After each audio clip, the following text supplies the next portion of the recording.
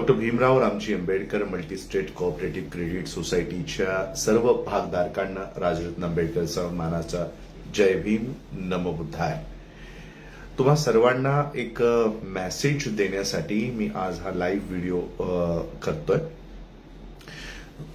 2024 जून महिन्यामध्ये doctor Bhimrao Ramji Ambedkar multi-state cooperative credit society या बौद्धांची भारतातली पहिली अर्थव्यवस्था, पहिली कोऑपरेटिव्ह बँक ही आपण स्थापन केली. जून 2024ला हिचं रजिस्ट्रेशन आपल्याला प्राप्त झालं.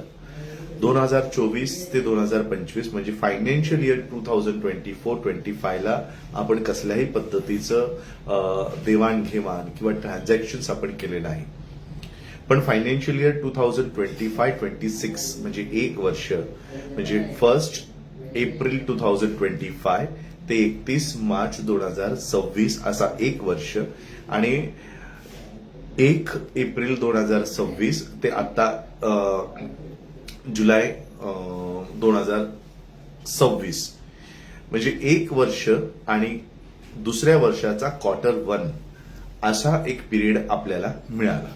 एक दीड वर्षही पूर्ण झालेलं नाहीये. त्या पद्धतीने या बँकेचं कामकाज सुरू झालेलं आहे. सध्या या बँकेचे 2 मोठ्या ब्रांचेस आहेत. त्या म्हणजे एक कल्याणला, महाराष्ट्रामध्ये ठाणे जिल्ह्यामध्ये कल्याणमध्ये ही ब्रांच आहे. दुसरी नागपूर जिल्ह्यामध्ये, नागपूर महाराष्ट्राच्या नागपूरमध्ये ही ब्रांच आहे.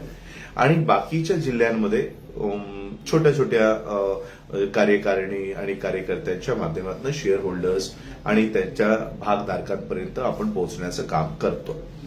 आजचा मेसेज देण्याचा हेतू आहे की आपण ही जी बँक निर्माण केली ती बौद्धांची एक स्वतंत्र अर्थव्यवस्था निर्माण करण्यासाठी आपण ही बँक निर्माण केलेली आहे.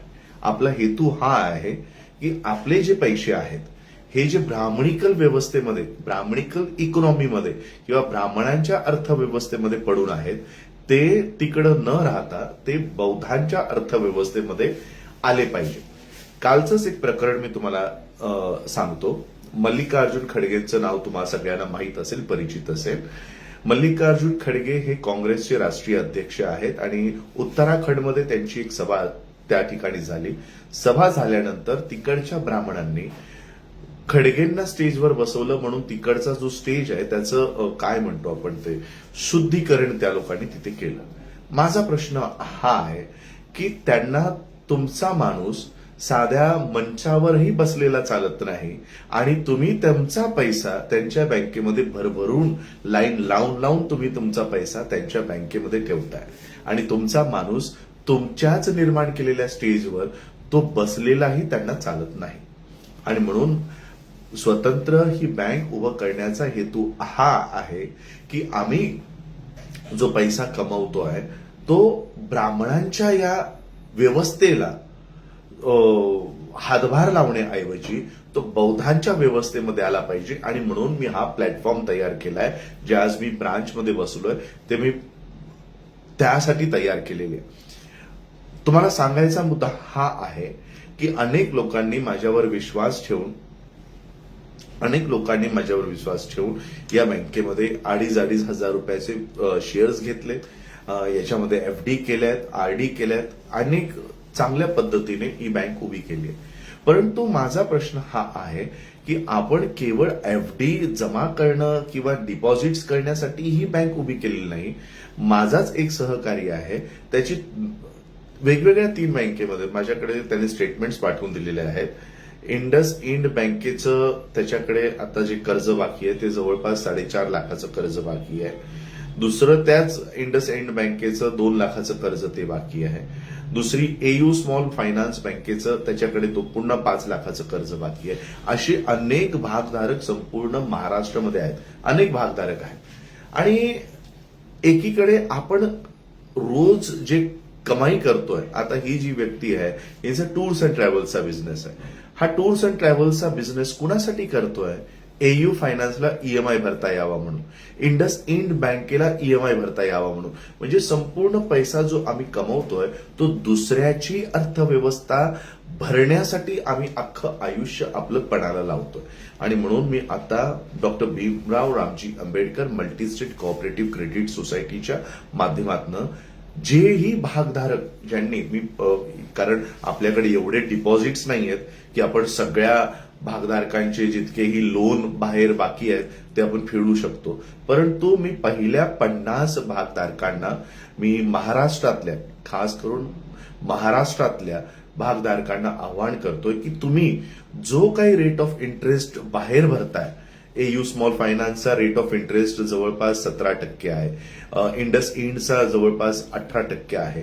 अशा पद्धतीने आमची पिळवणूक होते, ही अर्थव्यवस्था आमचा सगळा पैसा शोषून घेते आणि हा ब्राह्मणी व्यवस्थेला घेऊन तिथे नेते.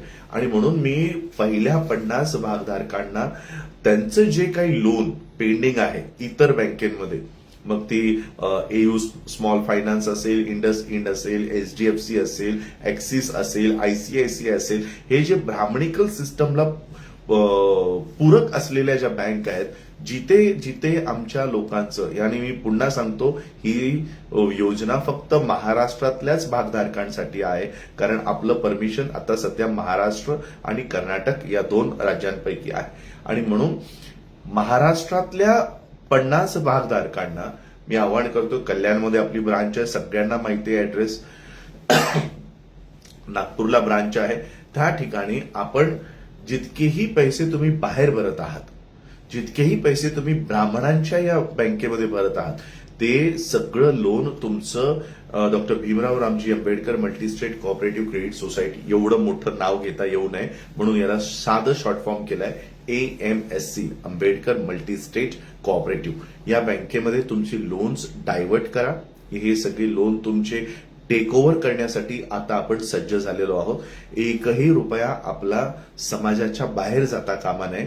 डिपॉझिट्स तुम्ही बँकेत ठेवताय आणि EMI तुम्ही दुसऱ्याला भरताय, ही पद्धत आता थांबवली पाहिजे. आणि त्यामुळे कमीत कमी रेट ऑफ इंटरेस्ट, जो तुमचा रेट ऑफ इंटरेस्ट बाकीच्या प्रायव्हेट फायनान्शियल किंवा जास्त लोन ऑफर करणाऱ्या बँकेला जे तुम्ही भरत आहात, तेच लोन तुम्हाला इकडं डॉक्टर AMSC बँकेमध्ये ते डायव्हर्ट करून, ते त्याचं टेक ओव्हर करून, ते तिकडचं लोन फेडून तो EMI doctor Bhimrao Ramji Ambedkar multi-state cooperative बँकेला सुरुवात करावी, असं आवाहन मी तुम्हा सगळ्यांना करण्यासाठी आलेलो.